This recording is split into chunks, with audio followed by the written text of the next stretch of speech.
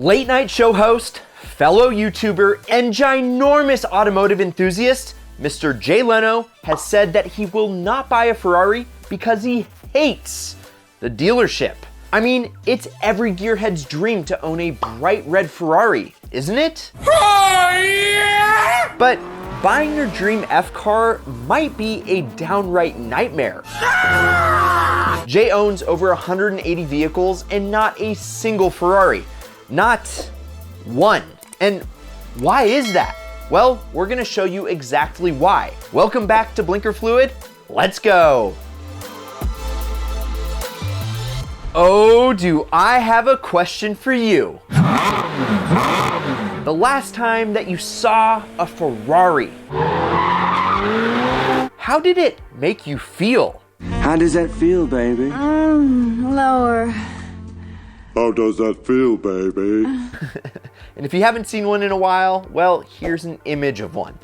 Take a second and evaluate what feelings you're having in your heart and your head. The Italian brand is so much more than just a car maker.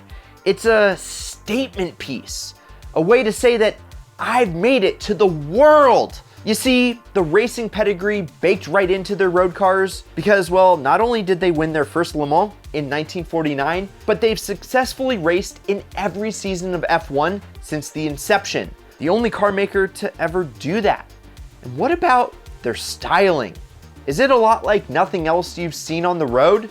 Does it have curb appeal you can just feel in your bones? And what about the driver of said Ferrari? When they get out of the car, do you ask yourself, I wonder what he does for a living? You know, to me, there is no other car that evokes the same type of emotion from bystanders. Ferraris, they're special, but are they too special? Starting with the special place you have to go if you're gonna purchase a new one, the dealership. Because, well, Ferrari dealerships, they're just different. They don't really try to earn your business because, well, they don't have to. Hey guys, real quick, do you know what this is? Yes, it's a fixed module, and we have one in every single Ideal car that we own. It is the easiest to use OBD2 sensor on the market. Plug it into your OBD2 port, and like magic, any issues your car has shows up on your phone. Snag one of these today for 67% off for a limited time. Link in the description. And now back to Ferrari versus the people. There is this unwritten rule when it comes to buying a brand new Ferrari. And so, in a nutshell, for any limited edition model, like the Ferrari LaFerrari, you know, the successor to the Enzo Halo car, or more recently the Ferrari J50, which was built by the Special Projects Department and is an even better looking version of the gorgeous 488 Spider. You can't just walk into a dealership with a 6-figure bank account, probably a 7-figure one for one of those, and buy one. For these cars, you don't choose the Ferrari, Ferrari chooses you. No. You said cars pick their drivers. Well, sometimes they pick a driver with a cheap ass phone off the car.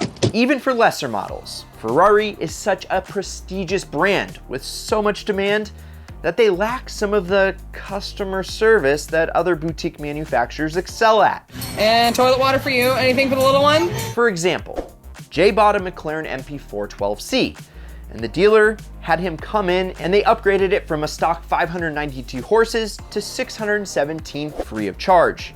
That twin turbo V8 has a ton of tuning potential. And similarly, when he bought a Carrera GT, they had not only the car, but also a product specialist delivered to him to explain every feature about the Porsche supercar. And yeah, I get it, Jay is a little bit more of a celebrity than you and me, but as we know, if you watched our recent video about Ferrari suing its customers, including a charity, which you can check out up here, Ferrari is like that hot girl at school. You know, she wasn't hot, but then once she finds out that she's hot, they act like hot shit.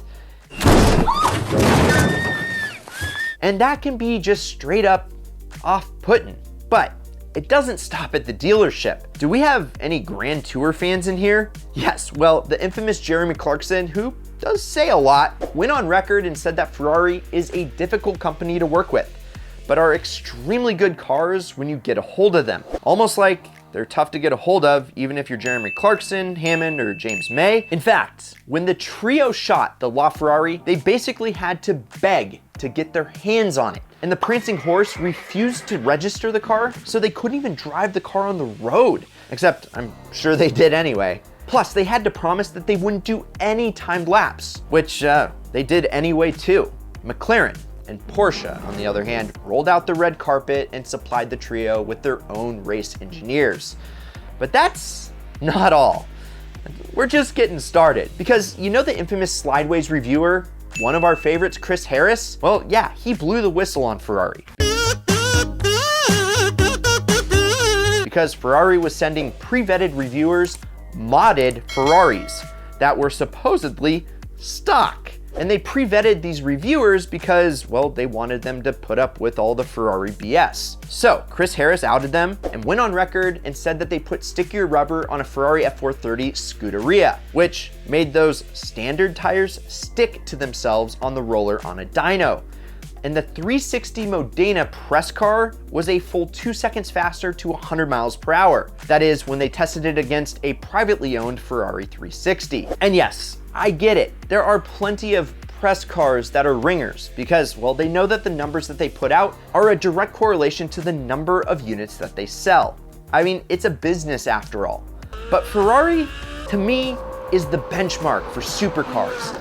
And so it's just really sad that they have to bend any and every rule to favor themselves. And as they said, if you ain't cheating, well, you ain't trying hard enough. But if you call them out on their bluff, Oh, it's just a bluff. which Chris Harris did, well, then they revoke your privileges to ever review a new Ferrari. And it's just a damn shame. So, even with all this craziness, let's pretend for just a second that you still want to fulfill your childhood dream and are in the market for, I don't know, maybe a new Ferrari 488 Pista? Well, bad news, chap. Chances are Ferrari won't sell you one at any price. They want to know that you are devoted to the brand, and maybe even more importantly, the dealership. So, you might be forced to settle on a used Ferrari 458 or F430 and hold on to it for 6 months or more. Have it serviced at the dealership a time or two, and then maybe, just maybe, if you ask really nice, please, you bring the salesman some gifts, they may let you plunk down cash on a new F car. And that is just the way it is. Those are the rules of the game. And maybe you like to spin wrenches and so think, I can pick up a 360 Modena and do the maintenance and repairs myself. Well, no go. You know, Ferrari wants you to have it serviced at dealers only. Now, of course, they can't force you to do anything, but a Ferrari that doesn't have extensive dealer service records is worth significantly less than the same car that does. And fixing it yourself isn't going to earn you any brownie points towards buying a brand new F car. And with most new Ferraris, the manufacturer chooses you, not the other way around.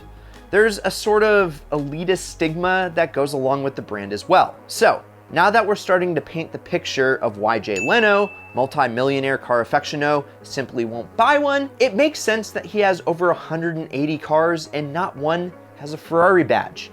You know, like Rolex, unlike this iWatch, Ferrari is more of a luxury goods manufacturer where, you know, they need to protect their brand value and image. And that is exactly why our friend deadmau5 got into a catfight with Ferrari.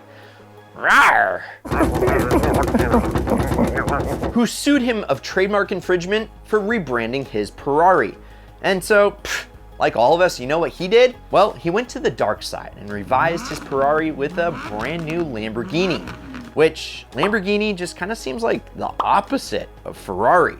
Yes, a lot more people slap dubs on Lambos, which devalues the brand to the very upper class. But I think that edginess is exactly what the supercar world needs right now. Yes, I still have an unhealthy lust for basically all the cars that Ferrari has made, and the sound of their naturally aspirated V8s and insane F1 derived V12s. Pretty much every F car ever built is built with the stuff that makes you make bad decisions regularly. So, yes, I still really want one. I mean, the Ferrari 360 is still burned into my head from when I was a little kid. And seeing a friend fulfill his dream with this perfect fitment on an F car, it makes me believe that one day I could too. Yes, the want is definitely real, but is it even worth it? Well, let us know in the comments down below if you'd be willing to play the Ferrari games to own one, or do you not like Ferrari at all? Let us know. I've been Brad, this is Ideal, and if you enjoyed this vid, hit the like button, and you're going to love this recent vid I just did on the Toyota GR Corolla. Yeah, so go check that out, and promise me one thing, keep living the ideal lifestyle.